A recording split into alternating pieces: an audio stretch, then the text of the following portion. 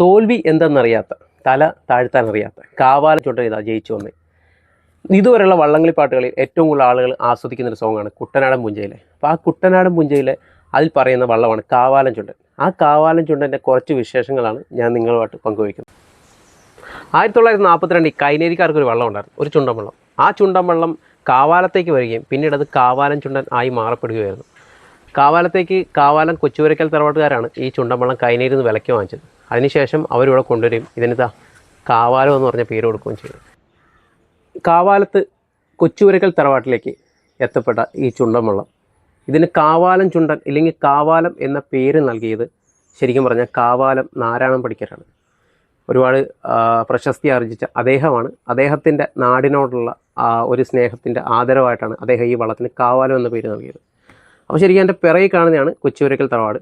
കൊച്ചുപുരയ്ക്കൽ തറവാട്ടിലെ അന്നത്തെ പ്രമാണിയായിരുന്ന ജോസഫ് തൊമ്മൻ എന്ന വ്യക്തിയാണ് ഈ ചുണ്ടൻ അന്ന് വാങ്ങിയത്.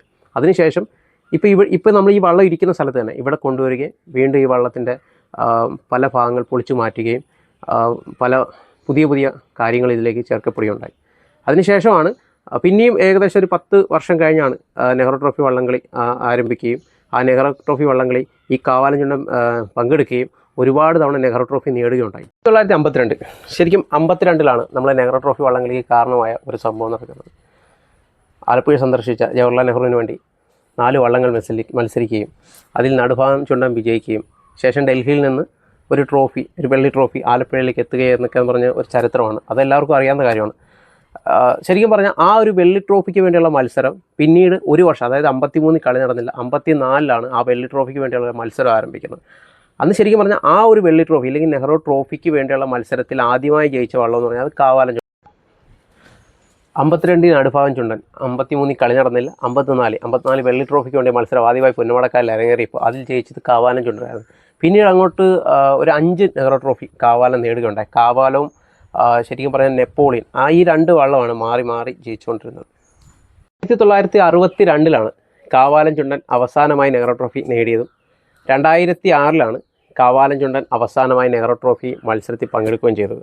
ശരിക്കും പറഞ്ഞാൽ നമ്മൾ ഇതുവരെയുള്ള നെഹ്റു ട്രോഫിയുടെ ചരിത്രം എടുത്ത മറ്റൊരു റെക്കോർഡും കൂടി കാവാലൻ ചുണ്ടനുണ്ട്. അതായത് കാവാലം കരക്കാർ തന്നെ തുഴഞ്ഞ് അവരുടെ കരയുടെ പേരിലുള്ള വള്ളത്തിൽ ജയിച്ച അപൂർവം ചില വള്ളങ്ങളിലൊന്നാണ് ഈ കാവാലൻ ചുണ്ടൻ.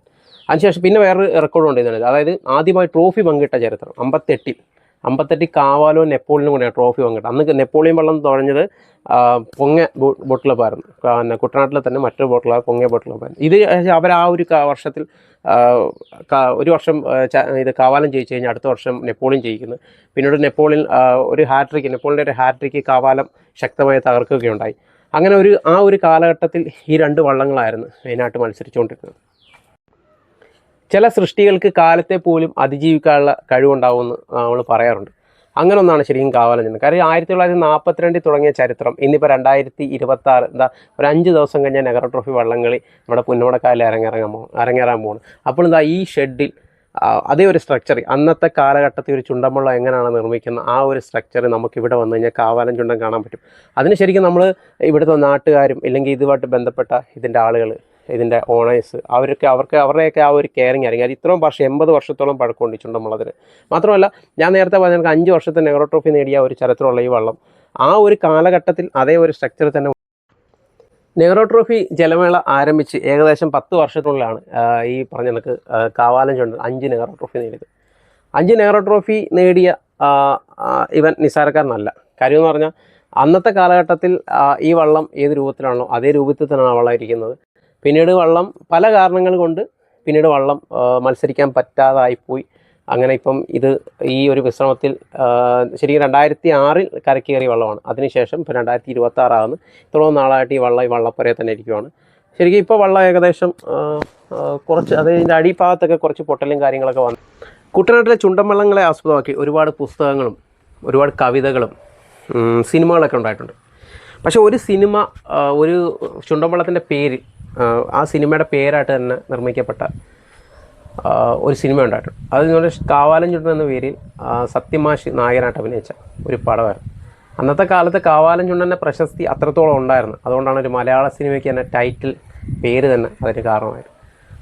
ആ സിനിമ പക്ഷേ നിലവിൽ അവൈലബിൾ അല്ല. എന്നാൽ ആ സിനിമയിലെ ഗാനം അത് വളരെ പ്രശസ്തി ആർജിച്ച ഇല്ലെങ്കിൽ കുട്ടനാടൻ പുഞ്ചയിലെ എന്ന് തുടങ്ങുന്ന ഗാനം, അത് ഈ കാവാലൻ ചുണ്ടനെ പറ്റിയാണ് ആ കവിത വന്നിരിക്കുന്നത്. പിന്നെ എന്ന് പറഞ്ഞാൽ സിംഹാസനം എന്ന് പറഞ്ഞ ഒരു സിനിമയുണ്ട്. അതിനകത്ത് മധുസാർ ഇങ്ങനെ ഒരു വള്ളം കഴിക്കോലിന് ഊന്തി വരുന്ന ഒരു പാട്ട്. അതിനകത്ത് കാവാലൻ ചുണ്ടൻ വള്ളം അണിഞ്ഞൊരുങ്ങി എന്നൊക്കെ പറഞ്ഞൊരു പാട്ടുണ്ട്. അപ്പോൾ അന്നത്തെ കാലത്ത് ശരിക്കും കാവാലം ചുണ്ടൻ അത്രത്തോളം പ്രശസ്തിയായിരുന്നു. ഇല്ലെങ്കിൽ ഇന്നിപ്പം നടുഭാഗത്തിനും വിയ്യൂരത്തിനും ഇല്ലെങ്കിൽ കാരിച്ചാലിനൊക്കെ കിട്ടുന്ന ആ ഒരു മൈലേജ് ഉണ്ടല്ലോ, അന്നത്തെ മൈലേജ്. അതായത് കാവാലം ചുണ്ടനും കാവാലം കരക്കാരുടെ പുന്നോടയിലേക്ക് വന്നു കഴിഞ്ഞാൽ പിന്നെ അവിടെ അങ്ങോട്ട് വേറെ ആരും വരണ്ട എന്നൊരവസ്ഥ ഉണ്ടായിരുന്നു. കാലം മാറുമ്പം കാര്യങ്ങളും മാറും. അങ്ങനെ കാലം മാറിയിട്ട് ഇപ്പോഴും കാലയവനിലേക്ക് മറയാതിരിക്കുന്ന ഒരു അപൂർവ സൃഷ്ടികൾ, അല്ലെങ്കിൽ തച്ചൻ ഉയരൂതി ഇണക്കിയ ഒരു അപൂർവ സൃഷ്ടികളൊന്നാണ് ഇതാ ഈ ഇരിക്കുന്ന ചുണ്ടൻവള്ളം കേട്ടോ. ഇത് കണക്കൊരു ചുണ്ടൻവള്ളം വേറെ സാധ്യതയില്ല. കാരണം എന്ന് പറഞ്ഞാൽ അത് പഴക്കവും കൂടിയാണ്. അതായത് 42 തുടങ്ങുന്ന ചരിത്രം 2026 എത്തി നിൽക്കുമ്പോൾ ആ ഒരു കാലഘട്ടത്തിൽ നമ്മുടെ കുട്ടനാട്ടിൽ എത്ര വെള്ളപ്പൊക്കം ഉണ്ടാകുന്ന പ്രളയങ്ങളുണ്ടായിട്ടുണ്ട്. ഇവിടെ എന്ന് പറഞ്ഞാൽ എപ്പോഴും എല്ലാ വർഷത്തിലും വെള്ളം കയറുന്ന സ്ഥലമാണ്.